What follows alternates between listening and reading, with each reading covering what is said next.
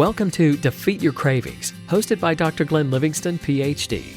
Glenn has held his doctorate in psychology for more than 30 years and is also a former multi-million-dollar consultant to the big food industry and uses his experience to help you defeat your cravings.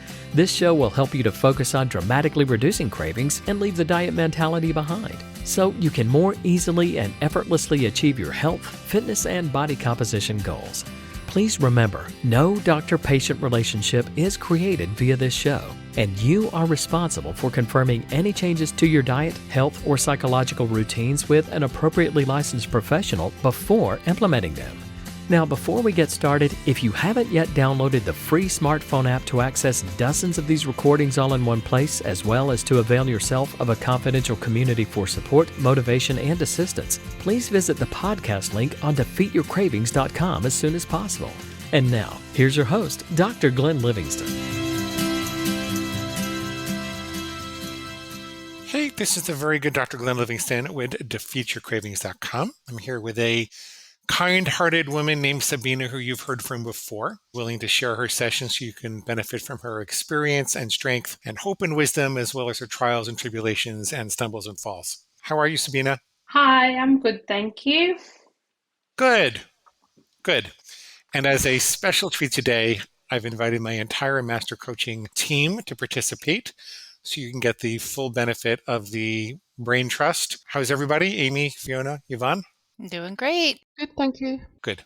Should we sing the master coaching song? Oh, I didn't know we had one. We don't. Sorry, Sabina. I'll get serious I'll now. get to work on it. Okay. Sabina, tell me a little bit about your story so that people know you. What's your experience with our program and our methods, and what can we help with?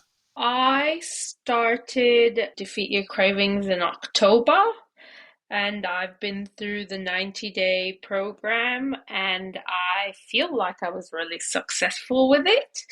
Probably the last week was probably when I had one of my first binges. It was right before Christmas, and I had decided on a conditional rule, and then things just kind of went a little bit crazy.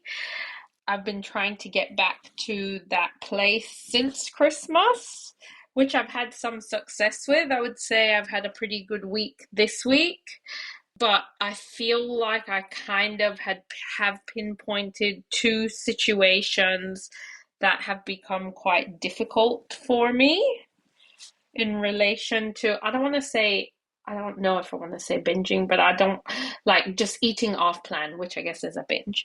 So, I'm struggling in two situations that I have been, I guess, eating off plan more or less, and it's almost like I don't hear anything, it just happens. Okay.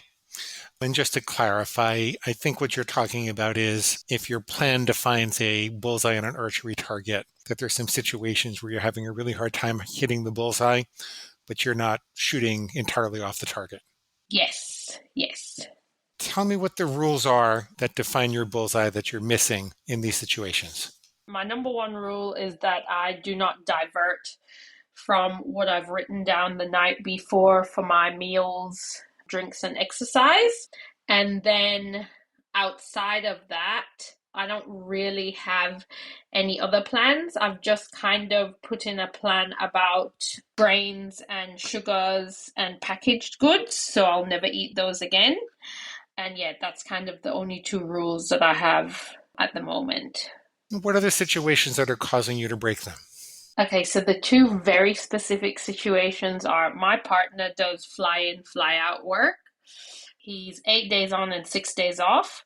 And I feel like in the 8 days that he's away, I stick to my program, my food plan. But the second he's back, even if I've planned something to eat, it's almost as if he makes a suggestion, it doesn't matter to my food rules. Like I feel like the pig just is like, oh, we have to do this with him kind of a thing since he's home and to spend time or whatever it is. Like he never puts pressure on me to do anything, but it's almost as if I just go with the flow without really questioning it or anything like that. So that's one specific situation, is when he's home on his 6 days, which kind of is like a less structured 6 days, I guess, as well.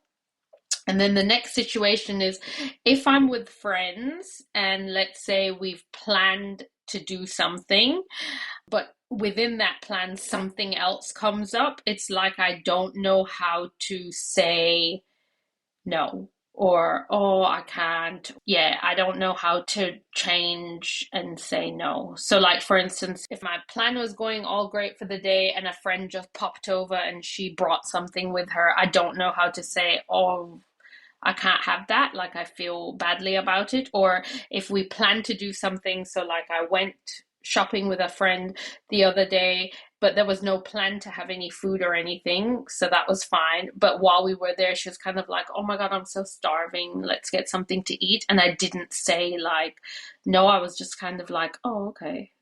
It's basically like social situations and then the days that my partner is home. So when he's not home, I'm fine, I'm good. But as soon as he gets home, I feel like I go off and it's hard to come back to it.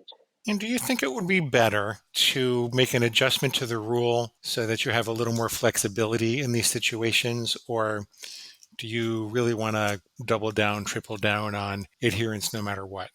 I think I've been thinking about this, and in this situation with my partner, I don't want to have any flexibility because that's too often. In this situation with friends, I have been thinking that maybe I do want to have a little bit of flexibility because I don't go out with them that often. It might be, every couple weeks or something. So it's not happening super duper often. But with my partner, when he's home, because he works these crazy shifts while he's away as well, when he gets home, he wants to go out, he wants to eat out, he wants to do all these things, and I feel overwhelmed by it and also go with it. But at the same time, I'm like, I don't want to just be eating out the entire weekend that he's home for either. Sometimes he'll take the kids for breakfast, then they'll eat out for lunch, then they might have dinner out or something like that. And it's just a lot. I was thinking, I don't want to have a conditional rule around what I can eat with my family, like my immediate family. I thought maybe I won't eat out when it comes to the people who live in my household. And I say it like that just because his mom lives here too. But when it comes to my friends, maybe a little bit of flexibility there. But when it comes to us, I don't want to blur the lines because that could happen way too often. Does that make sense? Yes, it does make sense. I'm still wondering if we need some type of a safety valve for you and your partner, because one, it creates stress in the relationship if you never go out with him. Yes. Why wouldn't you say you can have a plan for what happens when you go out to dinner and you could do that twice a month with him or something like that? I think the thing is that I'm not against eating out with him. Like, I'm happy to eat out with him. I just don't want to change my food rules when I eat out with him. So if we eat out and it's once a week or whatever, once a fortnight, then I don't want to change the food that I eat. I don't want to have grains or whatever. Whereas I wouldn't mind if I had grains and stuff when I was maybe with a friend or in a bigger group setting of people. I see. I do want to put a cap on how many times I do eat out with him because, like I said, he is happy to eat out all the time while he's home. So I do want to put a cap on how many times I participate in that because I don't want to do that. I think it's just coming down to the fact that it's like, what makes me feel good, what doesn't make me feel good, and I'm way more in touch with that now as opposed to maybe a year ago, that if something really doesn't make me feel good, then I don't want to participate in it. And Good. even in like eating out, like there's some things that I don't want to eat out and have out, whereas there's some things I'm okay to have out. Will this create any tension with your partner because he wants to go someplace that you don't want to go because you can't stay on your plan? No, I don't think so. That's the thing. He is very supportive of it. He's never said to me like, oh God, you can't have this, you can't do that. He's never said that. I feel like to me, the pig's telling me that his pig and my pig are like very in love and they just have to do things together. He obviously is also like an overeater, but he's very fit. He's athletic, so it's not as big of a deal, I guess, in his world as it would be in my world. if that makes sense. The pressure isn't really coming from him. It's an opportunity your pig sees to take advantage of a situation. Yes. And kind of guilt trips me into thinking like he's not here. This is the only time you guys get to spend together. This is what he enjoys doing. He's away, and when he's away, he lives at like a camp and has to eat camp food, and so it kind of guilts me into thinking that this is our quality time. Can I ask a question? Yes, Please. Sabina, what worked for you in those first 3 months of the programme with regards to your partner? Because I know you were in the same situation back then. So what worked in those 3 months? I think what happened was in that time, I was probably working a little bit more while he was home. Whereas now I've kind of taken a step back on the days that he's home, and I am free to kind of hang out with him a little bit more. Whereas before Christmas, I didn't have that. And then during Christmas, he was here for almost 6 weeks. So I just let it go, I guess is what it is. And now I feel like I don't know how to get out of that situation every time it comes up. Just so I totally understand, you have to get out of going out with him? No, not going out with him, not get out of going out with him necessarily, but like he would not be upset if he was like, I want to go and have this, and I was like, oh, well, I already made my lunch, I'll just bring it with you. He would never be offended by that or anything. I just mean getting out of the habit of eating out, I guess might be what it is. I guess I'm in the habit of eating out with him, and I don't want to keep that habit going. I would prefer to eat food from home as well. Can someone else explain to me why I'm confused? So is it that you keep breaking your rule? Yeah, I think that's what I keep breaking my planned rule, because I might have something planned, but then he might say, I want to have this, and I'll just go along with it. Yes. Does that make sense, Glenn? I think so. Sorry. I think it's me. No, I don't think it's you. I think it's me. It's not going to be a problem with your husband, your partner. You can still go out with him. You're just going to bring food from home. That's what it comes down to, right? Yes. Ideally, I would like to do that. I don't want to eat out as much, which would mean I just don't want to break my rule. If I have something planned, I don't want to go off my plan because he's said, I want to have this. Does that make more sense? Sorry. It does. It does. Amy, what did you want to say? Yeah, I wanted to ask about the going out with friends. Is it that you really want to eat the grains, or you're back to what used to be a squeal of, I can't look strange in front of my friends? Oh, I'm not sure what it is about the friend thing, because I kind of worked it up in my head the other night when I was going to dinner with a friend, and then I just ate on plan anyway. And it was fine, and I was like, oh, I really enjoyed that. So there's a part of me that's like, if I'm going to dinner with just one friend, I think it's more like if I was going to a wedding or like a big event, that I would maybe be flexible. But not necessarily if I was just going out with 2 or 3 friends for dinner. No. It's a big event. And then I don't want to eat out with my partner more than like, I don't know, once a week or something.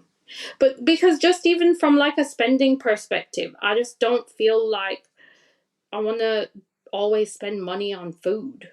So don't eat out more than one time a week, and otherwise just stick to your rules. Yeah. And I think that's easiest for me because I feel like I still have a little bit of trauma from when I did break my rules in December when I had my conditional rules. I just don't want to go too conditionally because then I'm waiting for that day of the condition. I got you. Does anybody else have any other questions or comments about the rules themselves? Sounds like no. Okay. In that case, Sabina, what would it mean to you to be able to stick to your rules 100% even when your partner was home? Do I have the exact rule change for eating out with friends?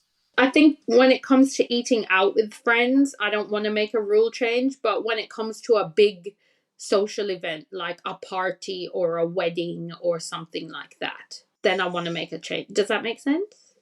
But not if it's just like me and 3 friends at dinner or me and 2 friends at lunch. I don't want to make any changes then. Maybe if I put a number of like 10 or more people or something like that, 8 or more people that don't live at my house, well, we don't have 8 people that live in my house, but I want to make it so that it has to be like, yeah, not people who kind of live in my house. Sabina, do you want to make it a planned social event?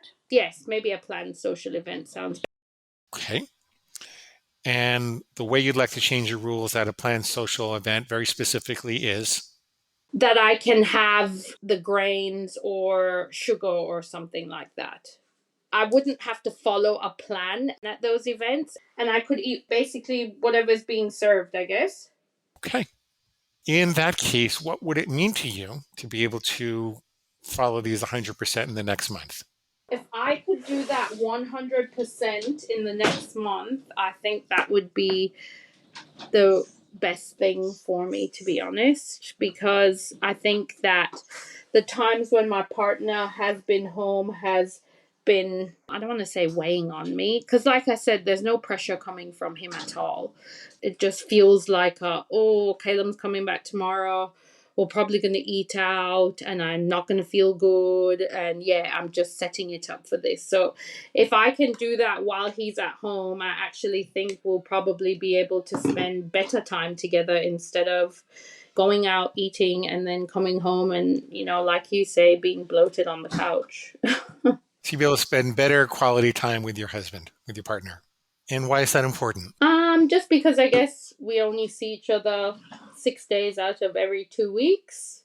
So any little time that we do have together is very special and important. Yeah, he works really long hours while he's away, so it's not like we get to talk all the time, or sometimes there's no cell service. So yeah, it's just our time together. And what would happen if you just let this go? If you let the pig keep doing what it's been doing? I think if I was to just let it go and it just keep going this way, then, well, we're going to be spending money unnecessarily on heaps of takeout or dinners or whatever, which we don't really need. And I'm not going to be able to be present in those moments because I'm just going to be thinking about why I shouldn't be eating this, or am I breaking my rules, or what's going on, or, it's just going to be distracting. I'm going to be miserable. I tend to get a little bit aggressive after I eat out as well. So not like badly aggressive, but I'm just like, maybe aggressive isn't the word, but just like irritated, agitated. Would you like to commit to these new rules then? Yes, I would. With your heart and soul? With everything I've got, yes. Okay. Does any of my master coachees want to say anything before we move on to let her pig have a chance? Yeah, I want to say one thing. When you're getting aggressive, is that involving alcohol at all? No, it's only eating out. Okay, thank you. Fiona? So, Sabina, do you think your time would be more special together if you stuck to your rule? Yeah, definitely. Yeah, a lot more special. It sounds like it's really important. How old is your husband? Oh, 32? 32. Oh, you guys are young. I could be your dad. I didn't realize that. Well, I'm 35, but he's 32. I could still be your dad. I'm 60 this year.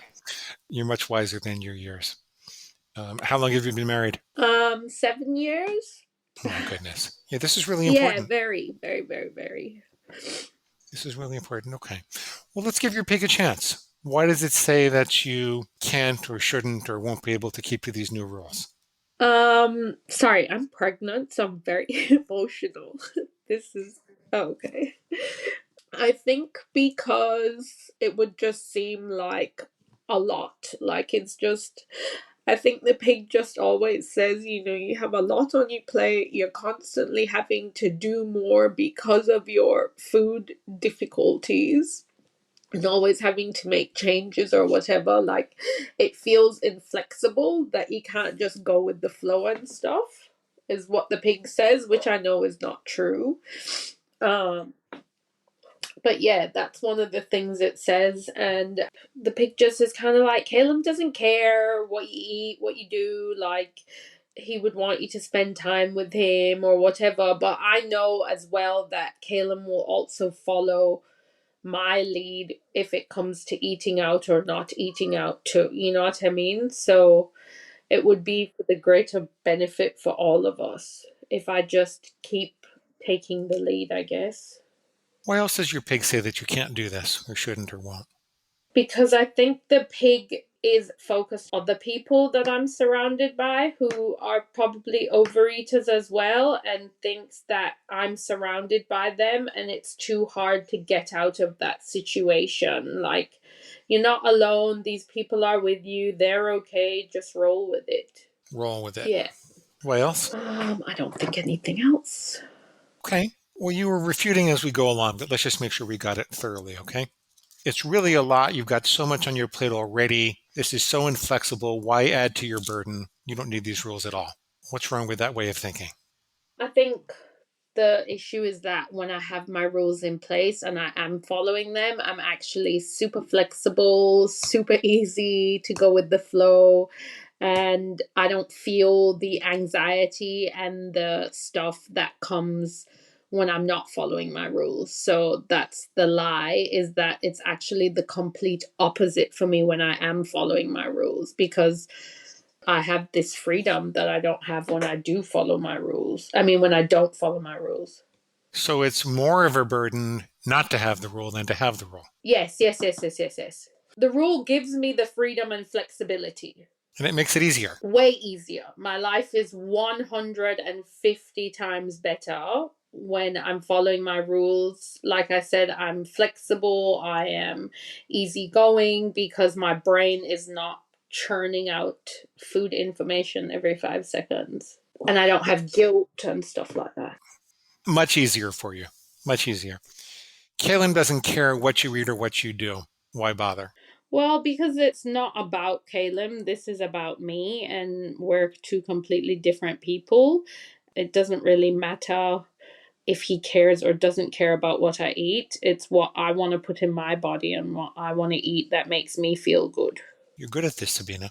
Yeah, I know, which is why I'm like, what's wrong? Why can't I just... Oh. It's a rough situation, and social situations, especially when you're pregnant and you're living with all these people, I would be kind to myself about that. This is a learning experience.